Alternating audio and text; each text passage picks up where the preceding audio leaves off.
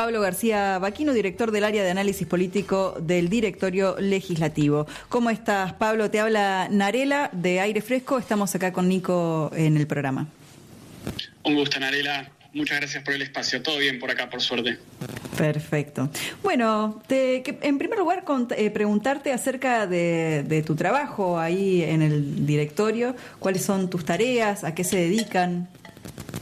Sí, Directorio Legislativo es una ONG que trabaja hace unos 20 años acá en Argentina y en América Latina. Uh-huh. Lo que hacemos básicamente es intentar acercar a la ciudadanía a nuestros decisores, tanto en el Poder Legislativo como en el Poder Ejecutivo, a través de proyectos de promoción de la participación ciudadana y la transparencia. Nuestro proyecto más conocido quizás es un directorio, tal cual nuestro nombre, que básicamente incluye toda la información de nuestros legisladores acá en Argentina. Por ejemplo, todos conocemos quién encabeza la lista en la provincia de Buenos Aires para diputados, pero a veces saber quién es el que entró 32º es un poquito más difícil. Entonces nosotros intentamos disponibilizar esa información. Perfecto. También tengo entendido que hacen análisis acerca de la situación latinoamericana y del Caribe, también para difundir y que a la gente le llegue cómo estas políticas de Latinoamérica llegan también a sus vidas cotidianas. ¿Está bien lo que digo o...?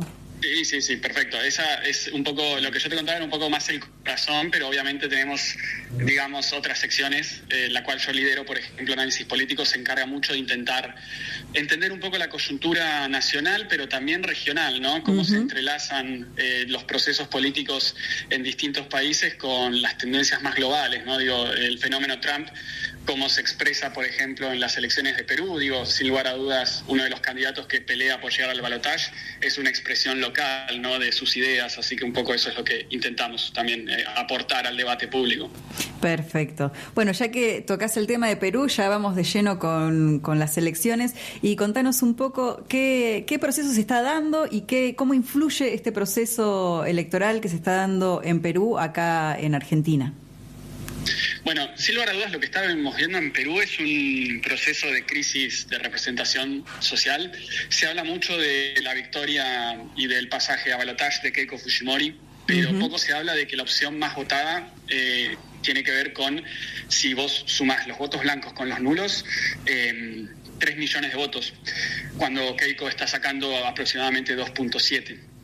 Ahí vemos sin lugar a duda una sociedad que no está encontrando en su clase política entusiasmo ni representación, ni hablar de que estamos hablando de una elección que tuvo 36 candidatos, récord absoluto, y sin embargo ninguno pudo pasar.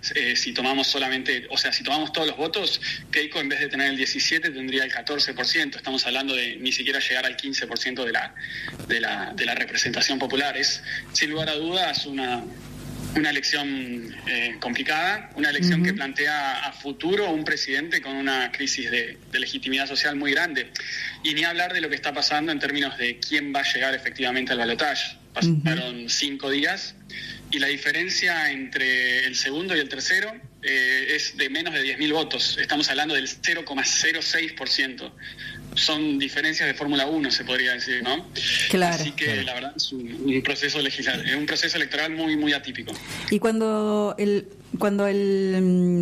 diferencia es tan pequeña, ¿qué es lo que se suele hacer? ¿Cuál es lo correcto? ¿Qué se debería hacer? Lo ideal sería que, por ejemplo, no se hagan llamados a la insurrección política y social como hizo el candidato López Aliaga de Renovación Popular, que es, como te comentaba, el que, un poco más representa las ideas ultraconservadoras en el país, alineado un poco a la lógica geopolítica que impulsa Trump. Lo ideal sería tener prudencia, como están llamando el resto de los candidatos. Es una elección que va a tomar tiempo saber quién va a ser el que acompañe a Keiko Fujimori en el balotaje. ¿Y por qué? Porque al momento están contados aproximadamente el 93% de los votos, queda por contar 1.5% y el otro 5% son actas recurridas, actas que hay dudas, actas que tienen que ir a la justicia electoral.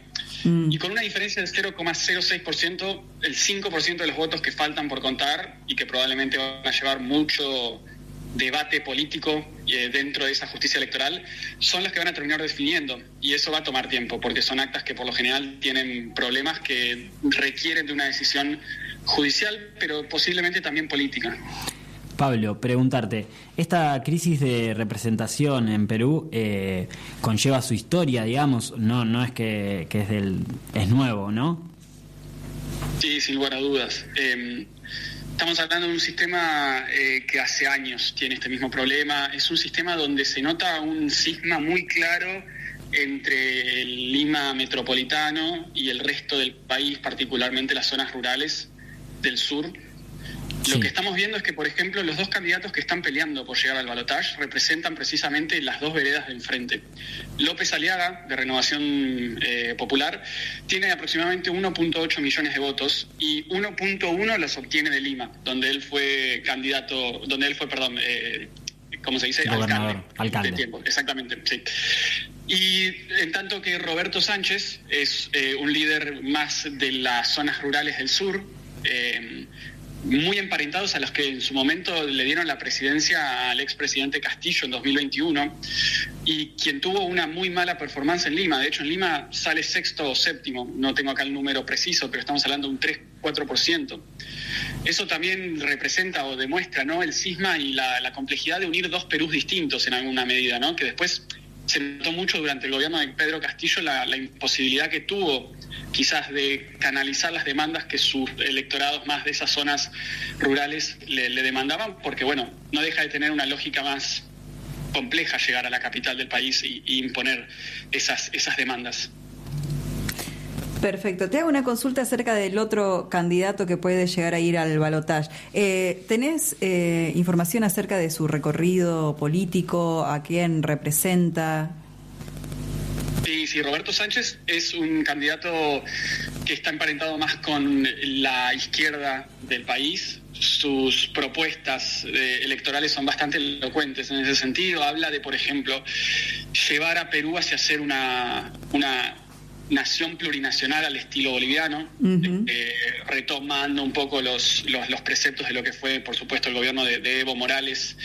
Habla, por supuesto, de una nueva constitución, una constitución más participativa. Es interesante mencionar que Roberto Sánchez fue ministro de Comercio y de Turismo de Pedro Castillo, el expresidente que también llegó amparado y sustentado por los votos del sur rural peruano a la presidencia en 2021, y que bueno, por supuesto su gobierno no terminó bien, pero es esta misma línea ideológica, lo cual habla de un contraste muy grande, ¿no?, con probablemente las propuestas de Keiko y también con las del tercer candidato actualmente, que bueno, está muy abierto todo, todavía puede ser que López Aliaga llegue a ser el que vaya al balotaje. Bueno, ahí contabas que Roberto Sánchez propone esta cuestión del Estado plurinacional. Perú tiene un gran porcentaje de pueblos originarios. ¿Cómo influye esto en la idiosincrasia de Perú y en cómo se trabajan las políticas estatales con respecto al territorio, al reconocimiento de estos pueblos? Bueno, yo creo que ahí hay una respuesta precisa a la crisis de representatividad. Creo que, insisto en esta cuestión de que hay un establishment político que está separado de las demandas de la nación en su conjunto. Un establishment que durante estos últimos años pareciera haber estado más concentrado en aprovechar el tiempo que les tocaba en el poder, que fue bastante efímero por el sistema político que tienen, más que en intentar canalizar las demandas de una sociedad que, no importa el distrito en el que te fijes, el abstencionismo, el ausentismo y el voto nulo fueron las opciones más elegidas. Lo que falta y lo que hemos visto en estos años es que incluso un presidente como Pedro Castillo, que llegó para canalizar esas demandas, no tuvo en la práctica un poder político suficiente para impulsarlas. Y acá hay una espiral compleja que se retroalimenta, que es que son presidentes que llegan literalmente por la ventana, porque llegar con el 11% de los votos es llegar con un nivel de legitimidad muy bajo al balotaje. Claro. Ni hablar que eso, por supuesto, se traduce en el nivel de apoyo legislativo, ¿no? Asumiendo que lográs el 12% de la Cámara, es muy difícil después defenderte en esa Cámara, más en un país donde el Congreso tiene un rol tan potente para destituir presidentes. Entonces, llegan presidentes que quizás intentan canalizar esas demandas de esos pueblos originarios, esas minorías postergadas, pero llegan sin, por decirlo de una manera, los dientes suficientes para poder, o las fuerzas suficientes para poder canalizar esas demandas, y se termina dando este alejamiento cada vez más pronunciado. Pablo, te hago una pregunta. ¿El Congreso en Perú en este momento tiene mayoría representativa que se puede asociar al oficialismo? Al oficialismo, a la derecha. ¿Cómo está el Congreso constituido? Bueno, ahí hay un cambio muy interesante también para charlar, que es que a partir de esta elección Perú vuelve al sistema bicameral. Ellos hasta el momento tenían una Cámara de Diputados. Después de Brasil, la Cámara de Diputados más atomizada de la región, por amplio margen. Estamos hablando de una Cámara donde deben haber 20 partidos distintos que tienen peso suficiente como para tener que dialogar con ellos, lo cual obviamente generaba, ¿no?, una complejidad muy grande para construir mayorías, porque hay mucho interlocutor, y son interlocutores que hay que intentar subirlos a la negociación con intereses o canalizando sus intereses, los cuales a veces son muy contrapuestos y era muy difícil crear mayorías. Hoy el Congreso que se está constituyendo a partir de estas elecciones es un Congreso con un nivel de fragmentación menor, donde ningún espacio, ninguna tendencia tiene mayoría propia, donde la derecha agrupada, si pensamos a la derecha como Fuerza Popular, que es Keiko, Renovación Popular, que es López Aliaga, tendría un poquito menos de la mitad en el Senado y un poquito bastante menos de la mitad en diputados, donde la izquierda tendría un poquito menos de la mitad en ambas cámaras también, y donde habría un partido que va a terminar siendo el que cumpla el rol pivotal, que es el Partido del Buen Gobierno, que es el espacio que hasta hace un par de días todavía peleaba por llegar al balotaje. Hoy por hoy eso quedó desactivado.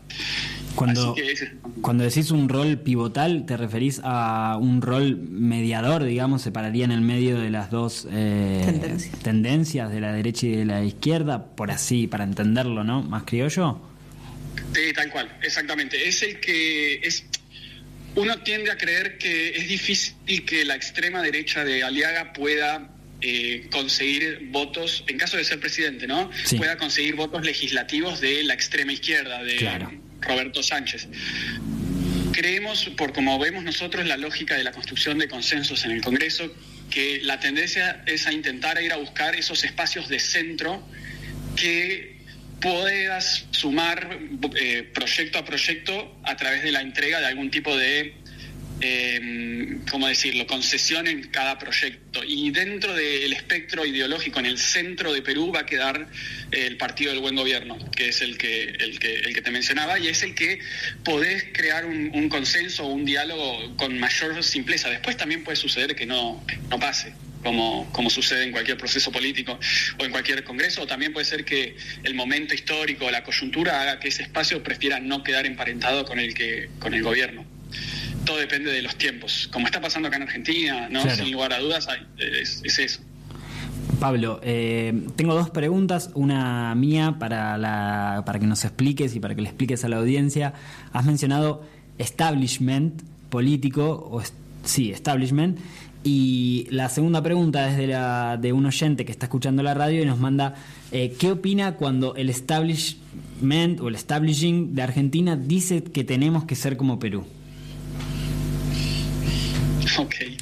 No, o sea, la pregunta sobre el establishment me refiero más bien a una versión más de esta clase política. No quiero caer en la palabra casta, ni mucho menos, claro. Pero sí es cierto que hay una percepción social en América Latina, y puede ser que lo podamos extender a más que América Latina, de una clase política que es profesional en la materia, se dedica a esto, pero que está alejada de las demandas actuales de cada sociedad y no parecieran poder canalizarlas ni dar soluciones, y esto trasciende a la izquierda o a la derecha, porque estamos viendo el mismo problema en muchos países gobernados por gobiernos de distintas partes del espectro. Lo que nosotros creemos o lo que nosotros vemos es que hay que encontrar una manera para que las democracias de América Latina puedan canalizar esas demandas y superar ese alejamiento, porque Yo te hablé de los niveles de abstencionismo, ausentismo y Sí. voto en blanco para el Poder Ejecutivo. Para el Poder Legislativo estos niveles son incluso mayores y son preocupantes. Estamos hablando Sí, claro. de congresos que, por ejemplo, en las elecciones del Senado va ganando Renovación Popular con 900.000 votos. Es un país de 38 millones de habitantes. Claro. Es un problema. Hay que acercar. Y hay que buscar la manera de dar y de canalizar las demandas. No te puedo responder cómo, eso ya queda Claro. para otra gente. Yo te digo lo que veo. De Y una. respecto a parecernos a Perú, bueno, no sé. Yo creo que cada país tiene su propia idiosincrasia, su propia lógica. Argentina es un país muy distinto a Perú en muchos sentidos. Tenemos una lógica... tenemos otro tipo de sociedad, es difícil, la verdad Sí, que claro. es difícil. Sí, claro. Igual está muy bueno esto que traes, ¿no? De la poca representatividad y de algo de que hay un sentimiento popular que la gente ya no cree en la política, que la gente no va a votar, que es como, bueno, es todo lo mismo, ¿no? Eso se está reproduciendo en toda América Latina, por lo que veo. No es un problema de Argentina. De Perú. Sí, yo creo que sí, yo creo que es una marca de época. Yo creo personalmente, y esto es una posición mía, ¿no? Puede tener que ver con lo que estudié, puede tener que ver con lo que me gusta hacer, pero creo que la política es posiblemente hoy un problema, pero también es la solución. Si un gobierno puede hacer que una sociedad esté peor, también puede hacer que una sociedad esté mejor. Digo, un buen gobierno genera resultados positivos, un mal gobierno genera resultados negativos. Para mí la solución es más política, no es menos política. Claro. Pero también es cierto que hay que buscar la manera y que estamos en, yo creo personalmente, un momento de transición histórica, tecnológica, social, donde me parece que la política tiene que adaptarse y actualizarse. Y bueno, nada, es un desafío, es difícil. Pero sí, es un fenómeno latinoamericano, hay algunos gobiernos, algunos países que lo llevan mejor, otros países que lo llevan peor, pero estamos viendo a nivel regional un aumento en el ausentismo, en el abstencionismo, la aparición de nuevas opciones, saltos al vacío, gobiernos que no tienen experiencia, pero que por lo menos traen un soplo de aire fresco o alguna idea distinta, y las sociedades están diciendo, bueno, prefiero arriesgarme con esto que seguir con gobiernos que quizás ya me han demostrado que no pueden, Claro. con sus efectos positivos y negativos, sin juicios de valor, pero Sí, claro. es algo que se ve. Sí. Ya la frase más vale bueno conocido que malo por conocer ya no estaría aplicando. Y pareciera ser que no, sin lugar a dudas, depende mucho también de cada coyuntura. Esto es algo más regional. Digo, también podemos ver el caso de Brasil. En el caso de Brasil fueron por una persona como es Lula, que ha generado grandísimas transformaciones y grandísimos resultados. Hoy por hoy el gobierno de Lula es sólido. El gobierno de Lula si vos analizás cualquier variante económica de su gobierno, es un gobierno que está logrando grandes cosas, y sin embargo hay algo también ahí muy difícil de explicar, que es que no tiene la reelección asegurada. De hecho, está muy competitivo Flavio Bolsonaro y hasta es posible que pierdan. Y también hay algo intangible que es más difícil de entender. Entonces es una región y es un momento histórico muy difícil también de entender en algún punto. Nos estamos quedando quizás sin los paradigmas clásicos de análisis, ¿no? Como que hay que inventar quizás nuevas perspectivas o incorporar nuevos procesos que van muy rápidos. También la incorporación de las nuevas tecnologías hacen que los procesos se aceleren. Y te quería hacer otra consulta, Pablo. Recién hablabas de cierto alineamiento de este candidato que puede ir a balotaje con el gobierno de Trump, y la región siempre estuvo un poco polarizada, por decirlo así, a grandes rasgos, entre aquellos con políticas quizás más coloniales, más alineados a Estados Unidos, y aquellos gobiernos que por ahí presentaban una política un poco más descolonial, o por lo menos que mostraban algún tipo de freno a este tipo de políticas. Y en ese marco te quería preguntar qué análisis haces del gobierno de México. Sí, México es un caso muy interesante, y creo que demuestra como una doble, una realidad más pragmática y una realidad más discursiva. Obviamente lo que es la cuarta transformación de Morena, canalizada a través de AMLO en su momento y ahora de Claudia Sheinbaum, tiene un discurso mucho más alejado del imperialismo estadounidense, mucho más de la autodeterminación, de la reivindicación de las clases más humildes de México y una prosa mucho más izquierdista y muy alejada de las ideas actuales del gobierno de Estados Unidos y de Trump. Pero después también ahí hay un problema pragmático y concreto, que es que en el marco de lo que es el tratado de libre comercio que tienen con Estados Unidos y con Canadá, si vos te fijas la balanza comercial de México, te das cuenta que el 60% de las exportaciones de México son a Estados Unidos, el 60% aproximadamente de las importaciones son de Estados Unidos. Claro. Te das cuenta que si Estados Unidos estornuda, México pierde, no sé, muchos puestos de trabajo, y ahí se genera una contradicción, porque hasta qué punto vos podés llevar lo discursivo tan lejos que te genere un problema económico que ulteriormente va a generar una caída en el bienestar de la sociedad y probablemente de las personas más humildes.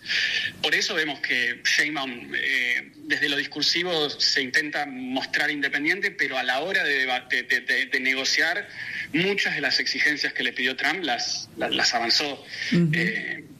Por la dependencia económica. No se nota tanto cierro con esto. Sí. No se nota tanto en la agenda pública, pero nosotros que seguimos muy de cerca las decisiones ejecutivas de Sheinbaum, es notable la cantidad de decisiones de comercio exterior en contra de China que ha tomado el gobierno en el último tiempo. Y eso es probablemente una decisión producto de la presión de Estados Unidos. Perfecto, Pablo. Te hago una última pregunta y vamos a ir cerrando. ¿Qué pensás acerca de estas negociaciones que fue a hacer Caputo a Washington con la deuda externa y el pedido que está haciendo el Ministerio de Economía? Creo que es, personalmente, por el momento en el que está el programa económico del país, creo que es necesario, creo que es imprescindible, creo que era algo que estaba demorado y ya estaba generando cierto grado de preocupación en el gobierno. En algún punto el contenido no es muy distinto, es más de lo mismo, ¿no? Es el mismo programa económico, pero sí hay un mensaje, ¿no? Hay un mensaje político detrás, que es que tuvo que ir el ministro de Economía a destrabar el desembolso, lo cual también habla de algún posible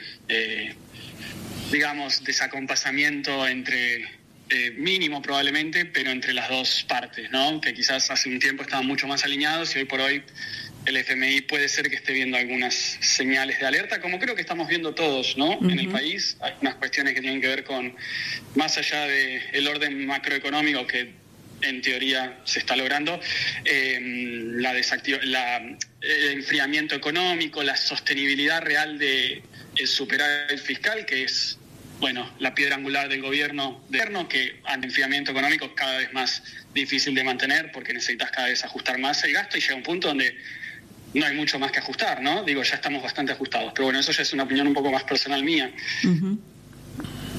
Perfecto.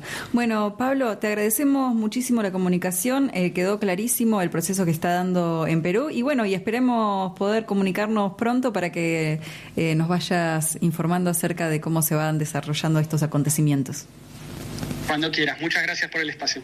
Muchas gracias. Gracias a vos. Acabamos de hablar con Pablo García Baquino, él es director del área de análisis político en el Directorio Legislativo.